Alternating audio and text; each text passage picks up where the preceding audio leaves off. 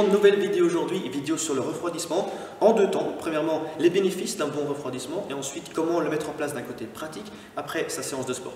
Alors, par rapport au refroidissement, j'avais déjà dit qu'il était super rare de trouver quelqu'un qui s'échauffait de manière optimale, mais alors quelqu'un qui utilise cette période de refroidissement de manière optimale, c'est encore 1000 fois plus rare à trouver. Alors, pour comprendre ce principe de refroidissement, il faut parler du principe de la récupération.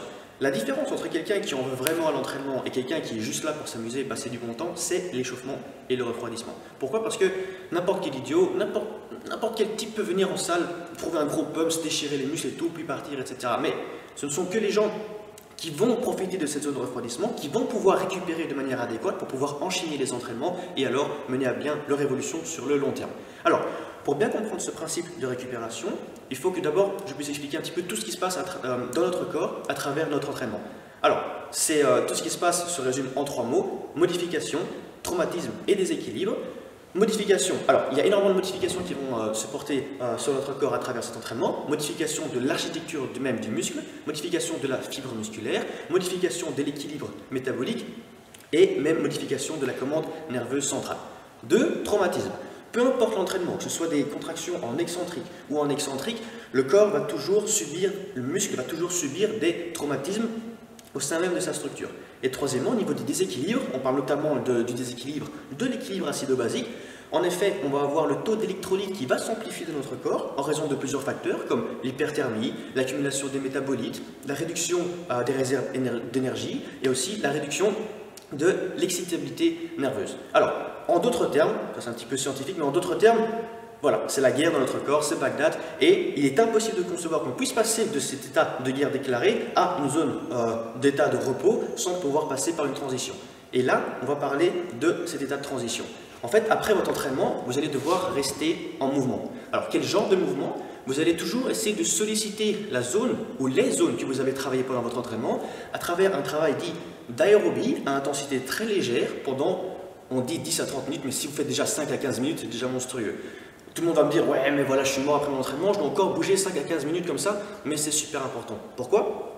Parce que c'est lors de cette zone de refroidissement que votre corps va pouvoir réguler sa température corporelle. Le corps va aussi pouvoir réguler son rythme cardiovasculaire et également il va pouvoir jouer sur son taux d'acide lactique.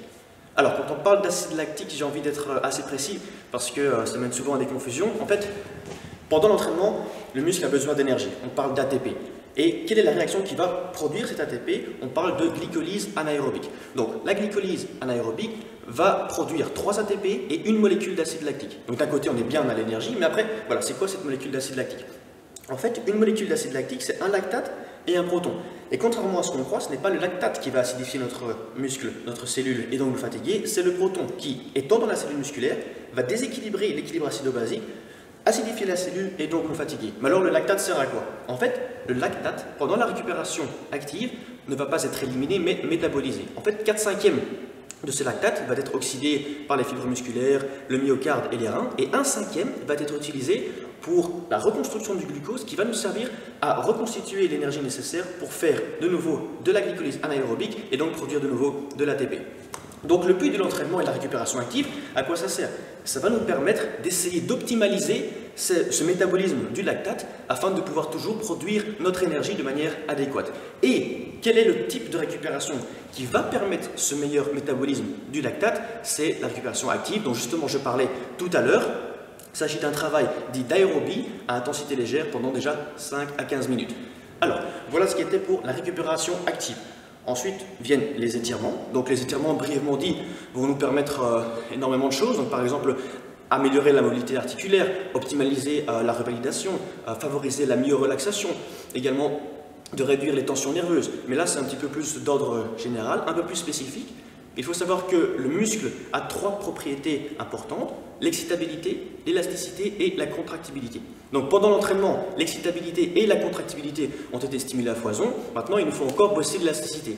Et l'élasticité va être travaillée pendant les étirements, comme ça on aura travaillé nos 3 propriétés, si pas de manière égale, au moins on les aura travaillées les 3, ce qui va mener à un muscle plus fort, parce que si une de ces propriétés est laissée de côté, on aura affaire à un muscle beaucoup plus fragile et beaucoup plus propice à des risques de blessures, et ça il faut éviter à tout prix. Voilà pour ce qui est du côté théorique. Maintenant on passe du côté pratique de la chose, comment réaliser cette phase de refroidissement après notre entraînement. C'est parti. Alors, on va procéder en deux temps. Donc, premièrement, on va voir les étirements que je suis habitué à faire après mes séances de sport. Et ensuite, le décrassage en mouvement.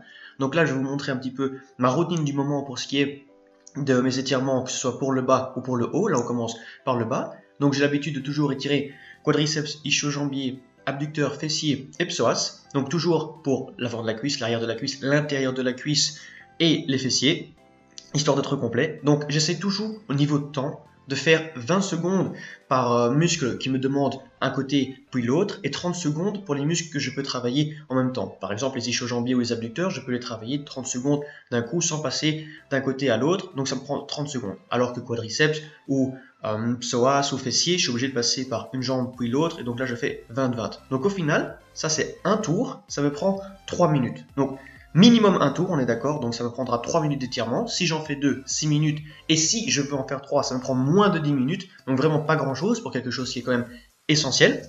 Et j'insiste là-dessus, parce que c'est souvent l'excuse qu'on entend. Oh, moi les étirements, je n'ai pas le temps, donc c'est pas grave, je le ferai à la maison et puis on le fait jamais. Alors que là, je peux montrer qu'on peut faire de manière complète un étirement en moins de 10 minutes en passant 3 fois par chaque muscle. Là, c'est ma routine pour ce qui est du haut du corps. Donc toujours pec, épaule haut du dos, triceps, biceps, puis poignet. Là, même chose que pour le bas. Quand je dois faire un côté puis l'autre, je passe 20 secondes par côté. Quand je peux le faire en même temps, donc bosser les deux côtés en même temps, c'est 30 secondes. Et pour ceci, ça me prend 3 minutes 20. Donc là, de nouveau, un tour, 3 minutes 20. Si je fais 2 tours, ça me prend un peu plus de 6 minutes, on va dire 7 minutes. Encore une fois, c'est pas grand chose, surtout en fin de séance. Alors que c'est super important, je le rappelle. Alors après ces étirements, on va passer à la partie dite de décrassage. Donc on parle de 20 à 30 minutes. Si vous faites déjà 10 à 15 minutes, c'est excellent. Donc vous choisissez un exercice dit de cardio, comme vous l'avez fait en début de séance, mais au lieu d'y aller crescendo, on y va décrescendo. On récupère, on y va tranquillement. Donc encore une fois, la question du temps. En fait, si vous avez l'habitude, après votre entraînement, de passer encore du temps au vestiaire à parler avec des amis ou des gym partners, au lieu de le faire au vestiaire assis, faites-le en mouvement sur un tapis de course ou un vélo. Ou si vous avez l'habitude de prendre votre post-workout juste après votre entraînement, prenez-le vite fait et puis entamez la digestion sur un de ces engins. Je le rappelle, tranquillement, juste pour enlever les tensions musculaires, soulager le système nerveux, bien respirer et faire ça à son aise. Enfin, je termine toujours par un exercice dit de décompression afin de gagner tous les bénéfices que cet exercice peut me procurer. Je ferai une vidéo très prochainement sur ces bénéfices et comment exécuter cette décompression de manière optimale. Voilà ce qui était pour le refroidissement, la zone de décrassage, les étirements pour bien récupérer, je le rappelle. Nous on se retrouve la semaine prochaine pour une nouvelle vidéo et encore merci pour votre soutien les gars.